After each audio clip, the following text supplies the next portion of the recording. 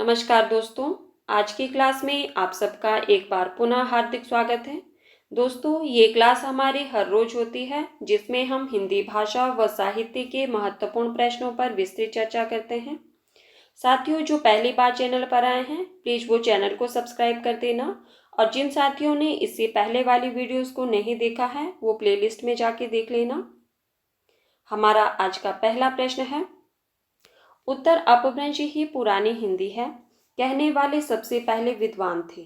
आपके पास ऑप्शन है राहुल सांकृत्यायन, रामचंद्र शुक्ल, चंद्रधर शर्मा गुलेरी या सरहप्पा। तो साथियों, इसका सही आंसर बताना है आपको। बताइए इसका सही आंसर क्या होगा। बिल्कुल सही। जिन साथियों ने ऑप्शन नंबर 3 बताया है उनका आंसर सही है। उत्तर अपभ्रंश ही पुरानी हिंदी है, यह चंद्रधर शर्मा गुलेरी ने कहा है। हमारा अगला प्रश्न है, अद्वैतवाद के प्रवर्तक थे। आपको बताना है कि अद्वैतवाद के प्रवर्तक कौन थे। आपके पास ऑप्शन है मध्वाचार्य, निम्बार्काचार्य, वल्लभाचार्य या शंकराचार्य। तो साथियों, इसका सही आंसर क्या होगा। अद्वैतवाद के प्रवर्तक कौन माने जाते हैं, बताइए इसका सही आंसर क्या होगा। बिल्कुल सही। जिन साथियों ने ऑप्शन नंबर 4 बताया है उनका आंसर सही है। अद्वैतवाद के प्रवर्तक शंकराचार्य माने जाते हैं। हमारा अगला प्रश्न है, अज्ञे ने किस कवि को कवियों का कवि कहा था। आपको बताना है कि अज्ञे जी ने किस कवि को कवियों का कवि कहा था। आपके पास ऑप्शन है शमशेर बहादुर सिंह, सूर्यकांत त्रिपाठी निराला, श्याम सुंदर दास या धर्मवीर भारती को। तो साथियों, इसका सही आंसर क्या होगा। अज्ञे जी ने किस कवि को कवियों का कवि कहा था, बताइए इसका सही आंसर क्या होगा। किस कवि को कवियों का कवि कहा जाता है, बताइए इसका सही आंसर क्या होगा। बिल्कुल सही। जिन साथियों ने ऑप्शन नंबर 1 बताया है उनका आंसर सही है। शमशेर बहादुर सिंह को अज्ञे जी ने कवियों का कवि कहा था। हमारा अगला प्रश्न है, रीतिकाल के प्रसिद्ध ग्रंथ भावविलास के रचयिता हैं। आपको बताना है कि रीतिकाल का एक प्रसिद्ध ग्रंथ है भावविलास, इसके रचयिता कौन है। आपके पास ऑप्शन है मतीराम, केशव, देव या बिहारी। तो साथियों, इसका सही आंसर क्या होगा। भावविलास के रचयिता का नाम बताना है आपको। भावविलास जो कि रीतिकाल का एक प्रसिद्ध ग्रंथ माना जाता है, इसके रचनाकार का नाम बताइए, किसकी रचना है। बिल्कुल सही। जिन साथियों ने ऑप्शन नंबर 3 बताया है उनका आंसर सही है। भावविलास के रचयिता देव हैं। देव इन्होंने जो है वो 34वां छल नामक संचारी भाव भी माना है। देव का कई बार पूरा नाम पूछा जाता है, तो इनका पूरा नाम क्या था, देवदत्त। हमारा अगला प्रश्न है, छायावाद शब्द का प्रयोग सर्वप्रथम किसने किया था। आपको बताना है कि छायावाद शब्द का सर्वप्रथम प्रयोग किसने किया था। आपके पास ऑप्शन है पांडे बेचन शर्मा उग्र, मुकुटधर पांडे, नंदुलारे वाजपेयी या जयशंकर प्रसाद। तो साथियों, इसका सही आंसर क्या होगा। आपको बताना है कि छायावाद शब्द का प्रयोग सर्वप्रथम किसने किया।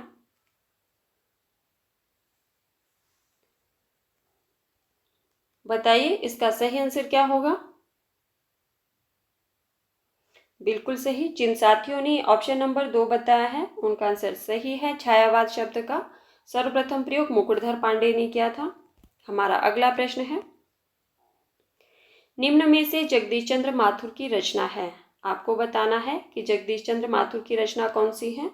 आपके पास ऑप्शन है अंधा युग, अग्निलीक, कोणार्क, एक कंठ विषपाई। तो साथियों, इसका सही आंसर क्या होगा।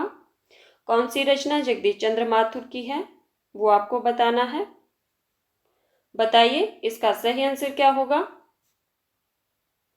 जगदीश चंद्र माथुर की रचना का नाम बताना है आपको। बिल्कुल सही। जिन साथियों ने ऑप्शन नंबर 3 बताया है उनका आंसर सही है। कोणार्क जो है वो जगदीश चंद्र माथुर की रचना है और इसका रचनाकाल 1951 ईस्वी है। अब हम बात करते हैं कि अंधा युग किसकी रचना है। तो अंधा युग जो है वो धर्मवीर भारती की रचना है 1955 ईस्वी की। अग्निलिख, इसके रचनाकार कौन है? अग्निलिख के रचनाकार जो है वो है भारत भूषण अग्रवाल। अग्निलिख के रचनाकार कौन है? भारत भूषण अग्रवाल। एक कंठ विषपाई के रचनाकार कौन है? ये तो बार बार परीक्षा में पूछी ही जाती है रचना, एक कंठ विषपाई। इसके रचनाकार का नाम बताइए। बिल्कुल सही, दुष्यंत कुम्हार। एक कंठ विषपाई के रचनाकार का नाम है दुष्यंत कुम्हार। हमारा अगला प्रश्न है, ग्राम कहानी किसके द्वारा लिखित है? आपको बताना है कि जो ग्राम कहानी है इसके रचनाकार कौन है। आपके पास ऑप्शन है जैनेन्द्र कुमार, प्रेमचंद, चंद्रधर शर्मा गुलेरी या जयशंकर प्रसाद। तो साथियों इसका सही आंसर क्या होगा? ग्राम कहानी किसके द्वारा लिखित है? बिल्कुल सही, जिन साथियों ने ऑप्शन नंबर 4 बताया है उनका आंसर सही है। यह कहानी जो है वो जयशंकर प्रसाद की है और जयशंकर प्रसाद की यह प्रथम कहानी मानी जाती है। इसका रचनाकाल 1911 ईस्वी है। हमारा अगला प्रश्न है, काव्य में रहस्यवाद किसकी पुस्तक है? ये आपके पास पुस्तक का नाम दिया गया है, काव्य में रहस्यवाद। किसकी पुस्तक है ये? आपके पास ऑप्शन है नंदुलारे वाजपेयी, महादेवी वर्मा, भारतेंदु हरिचंद, आचार्य रामचंद्र शुक्ल। तो साथियों इसका सही आंसर क्या होगा? काव्य में रहस्यवाद किसकी पुस्तक है? बताइए इसका सही आंसर क्या होगा? बिल्कुल सही, जिन साथियों ने ऑप्शन नंबर 4 बताया है उनका आंसर सही है। काव्य में रहस्यवाद ये आचार्य रामचंद्र शुक्ल की पुस्तक है और यह इनकी प्रथम सैद्धांतिक आलोचनात्मक कृति है। आचार्य रामचंद्र शुक्ल की प्रथम सैद्धांतिक आलोचनात्मक कृति है काव्य में रहस्यवाद। हमारा अगला प्रश्न है, निम्न में से कौन से निबंधकार भारतेंदु योगी निबंधकार नहीं है? आपको बताना है कि इनमें से कौन से निबंधकार भारतेंदु योगी निबंधकार नहीं है। आपके पास ऑप्शन है गुलाब राय, प्रताप नारायण मिश्र, बालकृष्ण भट्ट, राधाचरण गोस्वामी। तो साथियों इसका सही आंसर क्या होगा? कौन से निबंधकार भारतेंदु योगी निबंधकार नहीं है, ये आपको बताना है। बताइए इसका सही आंसर क्या होगा? बिल्कुल सही, जिन साथियों ने ऑप्शन नंबर 1 बताया है उनका आंसर सही है। बाबू गुलाब राय जो है वो भारतेंदु योगी निबंधकार नहीं है। हमारा अगला प्रश्न है, खड़ी बोली का प्रथम महाकाव्य कौन सा है? आपको बताना है कि खड़ी बोली का प्रथम महाकाव्य कौन सा है। आपके पास ऑप्शन है प्रिय प्रवास, पृथ्वीराज रासो, साकेत, वैदेही वनवास। तो साथियों इसका सही आंसर क्या होगा? खड़ी बोली का प्रथम महाकाव्य कौन सा है और साथ में ये भी बताइए कि इसके रचनाकार कौन है और इसमें कितने सर्ग हैं। बताइए इसका सही आंसर क्या होगा? खड़ी बोली का प्रथम महाकाव्य कौन सा है? बिल्कुल सही, जिन साथियों ने ऑप्शन नंबर 1 बताया है उनका आंसर सही है। प्रिय प्रवास जो है वो खड़ी बोली का प्रथम महाकाव्य माना जाता है और इसका रचनाकाल 1914 ईस्वी है। यह किसकी रचना है? हरिऔध जी की। ठीक है, और इसमें कितने सर्ग हैं? 17 सर्ग हैं। और अगर आपसे प्रश्न पूछा जाता है कि हिंदी साहित्य का प्रथम महाकाव्य कौन सा है, तो आपका आंसर क्या होगा? अगर प्रश्न पूछा जाता है कि हिंदी साहित्य का प्रथम महाकाव्य कौन सा है, हिंदी साहित्य का, तो आपका आंसर क्या होगा? तब आपका आंसर होगा पृथ्वीराज रासो। ठीक है, इसमें कितने सर्ग हैं? पिछली क्लास में हमने चर्चा की थी। बताइए पृथ्वीराज रासो में कुल कितने सर्ग हैं? आप सब लोगों का आंसर आना चाहिए कमेंट बॉक्स में कि पृथ्वीराज रासो में कुल कितने सर्ग हैं और इसके रचयिता का नाम भी बताना है। ठीक है, साकेत किसकी रचना है? तो मैथिली शरण गुप्त की है और इसका रचनाकाल क्या है? 1931 ईस्वी। और वैदेही वनवास ये भी हरिऔध जी की रचना है। हमारा अगला प्रश्न है, हरिवंश राय बच्चन की आत्मकथा कितने भागों में विभाजित है? आपको बताना है कि हरिवंश राय बच्चन जी की आत्मकथा कितने भागों में विभाजित है। आपके पास ऑप्शन है 1, 3, 4 या 5? तो साथियों इसका सही आंसर क्या होगा, बताइए। बिल्कुल सही। जिन साथियों ने ऑप्शन नंबर 3 बताया है उनका आंसर सही है। हरिवंश राय बच्चन जी की आत्मकथा 4 भागों में विभाजित है। अब आप लोगों ने उन चारों के नाम भी बताना है। पहला भाग कौन सा था, क्या भूलूं क्या याद करूं। दूसरा, नीड़ का निर्माण फिर। तीसरा, बसेरे से दूर। और चौथा भाग कौन सा था, 10 द्वार से सोपान तक। हमारा अगला प्रश्न है, वट वृक्ष की छाया में जीवनी किसके जीवन से आधारित है। ये आपके पास एक जीवनी का नाम दिया गया है। वट वृक्ष की छाया में किसके जीवन से संबंधित है ये आपको बताना है और साथ में इसके रचनाकार का नाम भी बताइए। आपके पास ऑप्शन है अमृतलाल नागर, शरतचंद्र चट्टोपाध्याय, सुभद्रा कुमारी चौहान या प्रेमचंद। तो साथियों इसका सही आंसर क्या होगा, किसके जीवन से संबंधित ये जीवनी है, सॉरी बताइए। और साथ में इसके रचनाकार का नाम भी बताना है। बिल्कुल सही। जिन साथियों ने ऑप्शन नंबर 1 बताया है उनका आंसर सही है। वट वृक्ष की छाया में जो ये जीवनी है ये अमृतलाल नागर के जीवन से संबंधित है और इसके रचनाकार कौन है, तो कुमुद नागर, जो कि अमृतलाल नागर के बेटे हैं। हमारा अगला प्रश्न है, मेवाती किस उपभाषा वर्ग की बोली है। आपको बताना है कि मेवाती किस उपभाषा वर्ग की बोली है। आपके पास ऑप्शन है पश्चिमी हिंदी, पूर्वी हिंदी, राजस्थानी हिंदी या बिहारी हिंदी। तो साथियों इसका सही आंसर क्या होगा, यहाँ पे बिहारी हिंदी होगा। बताइए मेवाती किस उपभाषा वर्ग की बोली है, इसका सही आंसर क्या होगा। बिल्कुल सही। जिन साथियों ने ऑप्शन नंबर 3 बताया है उनका आंसर सही है। यह राजस्थानी हिंदी की बोली है। राजस्थानी हिंदी के अंतर्गत कुल कितनी बोली आती है, बताइए। राजस्थानी हिंदी के अंतर्गत कुल कितनी बोली आती है और उनके नाम भी बताइए। बिल्कुल सही। राजस्थानी हिंदी के अंतर्गत कुल 4 बोली आती है। कौन कौन सी है, जयपुरी, मालवी, मेवाती और मारवाड़ी। हमारा अगला प्रश्न है, निम्न में से हरिशंकर परसाई का निबंध है। आपको बताना है कि इनमें से हरिशंकर परसाई का निबंध कौन सा है। आपके पास ऑप्शन है सदाचार का ताबीज, फिर निराश क्यों, गेहूं बनाम गुलाब, आलोक पर्व। तो साथियों इसका सही आंसर क्या होगा, हरिशंकर परसाई का निबंध कौन सा है उसका नाम बताइए और साथ में उसका रचनाकाल भी बताइए। हरिशंकर परसाई के निबंध का नाम बताना है।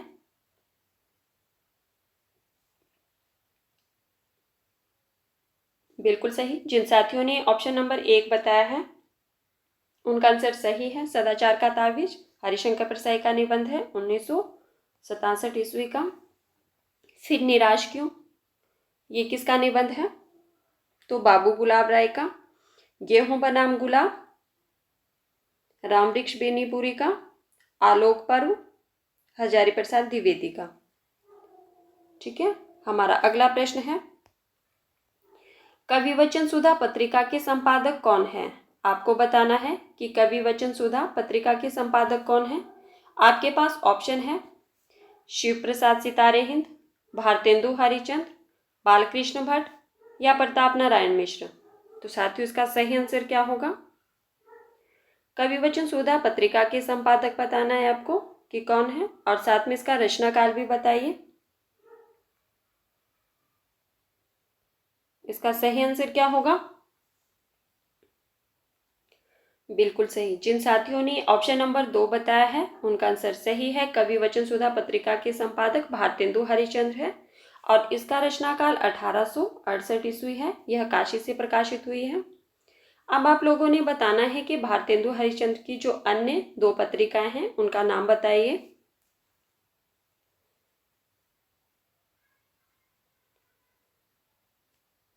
बताइए। बिल्कुल सही, हरिश्चंद्र मैगजीन और बाला बोधनी। हमारा अगला प्रश्न है, जयदोल कहानी किसकी रचना है? आपको बताना है कि जयदोल एक कहानी है, इसके रचनाकार कौन है? आपके पास ऑप्शन है निराला, हरिओद, अज्ञे या कृष्णा सोबती। तो साथियों, इसका सही आंसर क्या होगा? जयदोल के रचनाकार बताना है, कौन है? बिल्कुल सही, जिन साथियों ने ऑप्शन नंबर 3 बताया है उनका आंसर सही है। यह अज्ञे जी की कहानी है और इसका रचनाकाल 1951 ईस्वी है। हमारा अगला प्रश्न है, निम्न में से कौन सी रचना चिंतामणि की है? आपको बताना है कि इनमें से कौन सी रचना चिंतामणि की है। आपके पास ऑप्शन है काव्य निर्णय, कविकुल कल्पतरु, अलंकार प्रकाश या रसराज। तो साथियों, इसका सही आंसर क्या होगा? चिंतामणि की रचना कौन सी है? बताइए, इसका सही आंसर क्या होगा? बिल्कुल सही, जिन साथियों ने ऑप्शन नंबर 2 बताया है उनका आंसर सही है, कविकुल कल्पतरु चिंतामणि की रचना है। अब हम बात करते हैं कि काव्य निर्णय ये किसकी रचना है। काव्य निर्णय के रचनाकार का नाम बताइए। तो ये भिखारी दास की है। अलंकार प्रकाश, इसके रचनाकार कौन है? जयमंत मिश्र। रसराज किसकी रचना है? यह तो बार बार परीक्षा में पूछी ही जाती है। बताइए, रसराज के रचनाकार कौन है? बिल्कुल सही, रसराज जो रचना है वो है मतीराम की। हमारा अगला प्रश्न है, मधुबाला एवं मधुशाला के रचनाकार हैं। आपको बताना है कि मधुबाला और मधुशाला किसकी रचनाएं हैं। आपके पास ऑप्शन है सूर्यकांत त्रिपाठी निराला, धर्मवीर भारती, हरिवंश राय बच्चन या श्याम सुंदर दास। तो साथियों, इसका सही आंसर क्या होगा? बताइए, इसका सही आंसर क्या होगा? बिल्कुल सही, जिन साथियों ने ऑप्शन नंबर 3 बताया है उनका आंसर सही है। यह रचनाएं जो है वो हरिवंश राय बच्चन जी की है और कई बार इनका रचना काल भी पूछा जाता है। तो मधुबाला का है 1936 और मधुशाला है 1935 की रचना। हमारा अगला प्रश्न है, महाप्राण किस छायावादी कवि को कहा जाता है? आपको बताना है कि महाप्राण किस छायावादी कवि को कहा जाता है। आपके पास ऑप्शन है सुमित्रानंदन पंत, सूर्यकांत त्रिपाठी निराला, जयशंकर प्रसाद या महादेवी वर्मा। तो साथियों, इसका सही आंसर क्या होगा? किस छायावादी कवि को महाप्राण कहा जाता है? बताइए, इसका सही आंसर क्या होगा? बिल्कुल सही, जिन साथियों ने ऑप्शन नंबर 2 बताया है उनका आंसर सही है, सूर्यकांत त्रिपाठी निराला को महाप्राण कहा जाता है। हमारा अगला प्रश्न है, यह आपके पास पंक्ति दी गई है, जगत है सच्चा तनिक ना कच्चा, समझो बच्चा इसका भेद। प्रस्तुत पंक्तियां किसकी है? ये आपके पास पंक्तियां दी गई है, जगत है सच्चा तनिक ना कच्चा, समझो बच्चा इसका भेद। यह पंक्तियां जो है वो किसकी है? आपके पास ऑप्शन है मैथिली शरण गुप्त, हरिओद, रामनरेश त्रिपाठी या श्रीधर पाठक। तो साथियों, इसका सही आंसर क्या होगा? प्रस्तुत पंक्तियां किसकी है? जगत है सच्चा तनिक ना कच्चा, समझो बच्चा इसका भेद। इसके रचनाकार कौन है? बताइए, किसकी पंक्तियां है ये? बिल्कुल सही, जिन साथियों ने ऑप्शन नंबर 4 बताया है उनका आंसर सही है, यह श्रीधर पाठक जी की पंक्तियां हैं। हमारा अगला प्रश्न है, लक्ष्मी का स्वागत के रचनाकार है। आपको बताना है कि लक्ष्मी का स्वागत एक रचना है, इसके रचनाकार कौन है। आपके पास ऑप्शन है जगदीश चंद्र माथुर, रामनरेश त्रिपाठी, उपेंद्रनाथ अश्क या उदय शंकर भट्ट। तो साथियों, इसका सही आंसर क्या होगा? लक्ष्मी का स्वागत के रचनाकार का नाम बताना है। बताइए, और साथ में इसकी विधा भी बताइए, किस विधा की रचना है। हो सकता है अगली बार ये प्रश्न पूछा जाए आपसे कि लक्ष्मी का स्वागत किस विधा की रचना है। बताइए, इसका सही आंसर क्या होगा? बिल्कुल सही। जिन साथियों ने ऑप्शन नंबर 3 बताया है उनका आंसर सही है। लक्ष्मी का स्वागत उपेंद्र नाथ अश्क की रचना है और इसकी विधा क्या है, तो यह एक एकांकी है। हमारा अगला प्रश्न है, दोहा मूलतः किस भाषा का छंद है। आपको बताना है कि दोहा या दोहा जो है वो मूलतः किस भाषा का छंद है। आपके पास ऑप्शन है प्राकृत, अपभ्रंश, हिंदी या संस्कृत। तो साथियों इसका सही आंसर क्या होगा। साथियों जो पहली बार चैनल पर आए हैं प्लीज वो चैनल को सब्सक्राइब कर देना और वीडियो को सभी लोग लाइक कर देना। हो सके तो वीडियो को ज़्यादा से ज़्यादा शेयर कर देना ताकि हमारे साथियों की संख्या दिन प्रतिदिन बढ़ती जाए और हम जल्दी से जल्दी जो है वो लाइव क्लासेस स्टार्ट कर दें। बताइए दोहा मूलतः किस भाषा का छंद है। बिल्कुल सही। जिन साथियों ने ऑप्शन नंबर 2 बताया है उनका आंसर सही है। दोहा जो है वो अपभ्रंश भाषा का शब्द है। हमारा अगला प्रश्न है, शब्द नहीं छंद है, ठीक है। हमारा अगला प्रश्न है, दोहा और रोला छंदों के मिश्रण से कौन सा छंद बनता है। आपको बताना है कि दोहा और रोला छंदों के मिश्रण से कौन सा छंद बनता है। आपके पास ऑप्शन है इंद्रव्रजा, हरिगीतिका, कुंडलियां या सवैया। तो साथियों इसका सही आंसर क्या होगा। दोहा और रोला छंदों के मिश्रण से कौन सा छंद बनता है, बताइए इसका सही आंसर क्या होगा। बिल्कुल सही। जिन साथियों ने ऑप्शन नंबर 3 बताया है उनका आंसर सही है। दोहा और रोला छंदों के मिश्रण से कुंडलियां छंद बनता है। इसमें कितने चरण होते हैं कुंडलिया में, तो इसमें 6 चरण होते हैं। पहले 2 चरण जो है वो दोहा तथा शेष 4 चरण रोला से बने होते हैं। हमारा अगला प्रश्न है, प्रेमचंद की किस पुस्तक को अंग्रेजों ने जब्त कर लिया था। आपको बताना है कि प्रेमचंद की किस पुस्तक को अंग्रेजों ने जब्त कर लिया था। आपके पास ऑप्शन है सदगति, सोचे वतन, सावा सेर गेहूं या नमक का दरोगा। तो साथियों इसका सही आंसर क्या होगा। कौन सी पुस्तक को अंग्रेजों ने जब्त कर लिया था प्रेमचंद की। प्रेमचंद की किस पुस्तक को अंग्रेजों ने जब्त कर लिया था, बताइए इसका सही आंसर क्या होगा। बिल्कुल सही। जिन साथियों ने ऑप्शन नंबर 2 बताया है उनका आंसर सही है। उस पुस्तक का नाम था सोचे वतन जो अंग्रेजों ने जब्त कर ली थी और इसका रचनाकाल था 1908 ईस्वी। अब हम बात करते हैं कि सदगति का रचनाकाल क्या है, तो 1930। सवा सेर गेहूं 1924 की कहानी है प्रेमचंद जी की। नमक का दरोगा 1913 की कहानी है प्रेमचंद की। हमारा अगला प्रश्न है, मिष्ट बंधु विनोद कितने भागों में है। मिष्ट बंधु विनोद कितने भागों में है। आपके पास ऑप्शन है 3, 5, 4 या 2। आपको बताना है मिष्ट बंधु विनोद जो कि मिष्ट बंधुओं का ग्रंथ है यह कितने भागों में प्रकाशित है,